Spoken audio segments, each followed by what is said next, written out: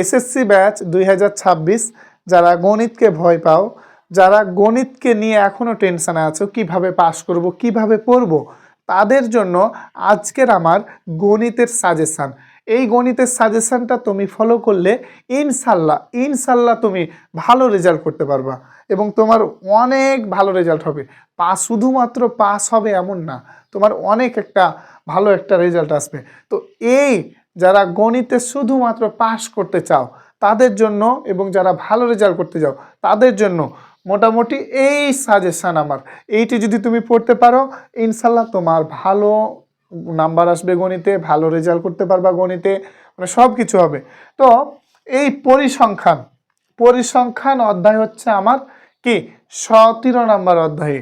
এই পরিসংখ্যানে তোমার 2টা সৃজনশীল থাকবে এবং এই 2টা সৃজনশীল একদম সহজ।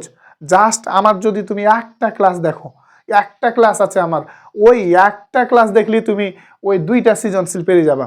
ওই 2টা সৃজনশীল একদমই সোজা, ওই 2টা সৃজনশীল সবাই পারে। সবচেয়ে কম যে স্টুডেন্ট, সবচেয়ে কম মানে ব্যাক বেঞ্চের স্টুডেন্টও কিন্তু ওই 2টা সৃজনশীল পারে এবং ওইখান থেকে কিন্তু 2টা কি থাকবে, 2টা সৃজনশীল তুমি অবশ্যই কমন পাবা, 2টা সিকিউ সৃজনশীল এবং আরেকটা কি পাবা তুমি, যে 5 থেকে 7টা তুমি এমসিকিউ পাবা, আর পাবা 2টা শর্ট কোশ্চিন এসকিউ, 2টা কি পাবা শর্ট কোশ্চিন এবং এমসিকিউ পাবা তুমি 5 থেকে 7টা এমসিকিউ পাবা। তাহলে তোমার ইন টোটাল কত আসছে, এই অধ্যায় থেকে তুমি 28 থেকে 30 মার্ক কমন পাবা। তো এই অধ্যায়টা খুব যে কঠিন এমন না, খুব সহজই একটা অধ্যায়। তো এই পরিসংখ্যান যারা ক্লাস চাও আমাকে কমেন্টে বক্সে জানাও এবং কেমন ক্লাস যারা পাস করতে চাও পরিসংখ্যান নিয়ে অনেক দ্বিধাদ্বন্দ্ব রয়েছে তারা আমাকে কমেন্টে জানাবে। তো এবার আছে সেট ও ফাংশন হচ্ছে 2 অধ্যায়, একটা বীজগাণিতিক অধ্যায়। তো এই 2 অধ্যায়ের তোমার নিয়ম হচ্ছে যে তোমার একটা সৃজনশীল এবার থাকবে, এই 2 অধ্যায় থেকে একটা সৃজনশীল থাকবে। তো একটা তোমার ওই তালিকা অন্বয় থেকে তালিকা পদ্ধতিতে করে ডোমেন ও রেঞ্জ নির্ণয় করতে বলে, এটা গ নাম্বারে 100 থাকবে।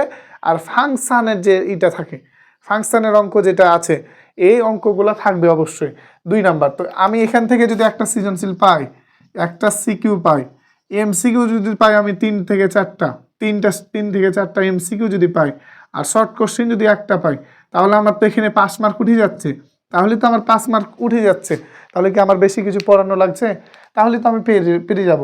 এবার আসি ব্যবহারিক জ্যামিতি, এখান থেকে একটা সৃজনশীল থাকে এবং খুব সহজ অধ্যায়, একটা সৃজনশীল থাকবে, এমসিকিউ থাকবে 3-4 মার্ক, এমসিকিউ 3 থেকে 4 মার্ক থাকবে তোমার এমসিকিউ, একটা শর্ট কোশ্চেনও থাকতে পারে। এবার ত্রিকোণমিতিক অনুপাত অধ্যায় 9 তোমার, এখান থেকে একটা সৃজনশীল তুমি 100 কমন পাবে, একটা সৃজনশীল। তো এখান থেকে তোমার আহামরি যে কঠিন আছে এমন না, খুব সহজে আসে। তুমি যদি বুঝতে পারো বিষয়গুলো তাহলে কিন্তু তোমার হয়ে যাবে।